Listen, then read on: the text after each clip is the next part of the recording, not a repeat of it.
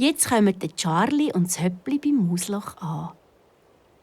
Im Häsli ist es jetzt doch nicht mehr so geschmuch.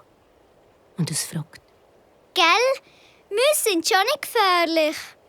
Nein, ganz sicher nicht. Weisst, der Hans-Kevin, der mit mir in die Hasenschule geht, ist schon mal von einer Maus gebissen worden. Dann war er bewusstlos und aus die Maus. Das hat er mir selber gesagt. Das stimmt doch sicher nicht. Die haben dir nur den Blödsinn erzählt. So, jetzt wollen wir mal schauen, ob da jemand daheim ist. Der Charlie stampft mit seinem einen Huf ganz fest auf den Boden und schon kommt eine Maus zum Mausloch aus.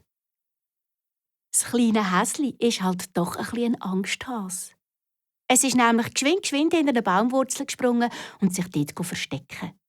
Darum sieht die Maus nur den Charlie und begrüßt ihn ganz freundlich. Salut Charlie, komm doch rein. Das geht, glaub ich, nicht. Das Mausloch ist doch viel zu klein für mich. Aber ich wollte auch gar nicht lange stören. Ich möchte nur fragen, wie weit ihr mit den Vorbereitungen sind. Also, ich meine, was nehmen wir zum Essen mit? Nicht etwa Zimtstern, oder?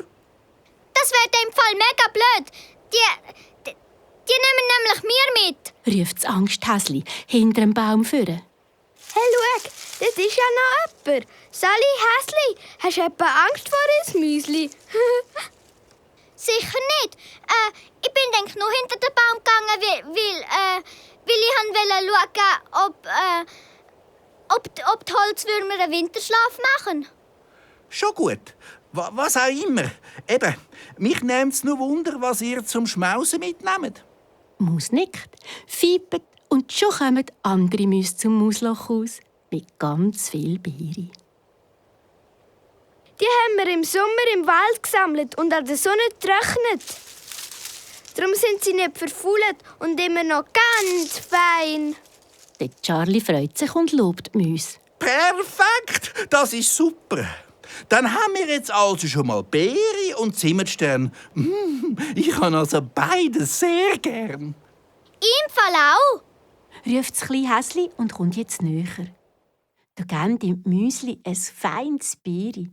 Und jetzt hat das Höppli überhaupt keine Angst mehr. Im Gegenteil, es findet die Mäuse so herzig. Also wenn mir der Hans-Kevin wieder einmal sagt, dass die Mäuse gefährlich sind, dann ziehe ich ihn an seinen Löffel und sage ihm, dass das überhaupt nicht stimmt. Die Müsli lachen und fragen das Häsli, ob es noch ein bisschen bei ihnen bleibt. Sie wollen darum ein Spiel machen, aber das geht besser, wenn man eine grosse Gruppe ist und zusammen im Kreis stehen kann.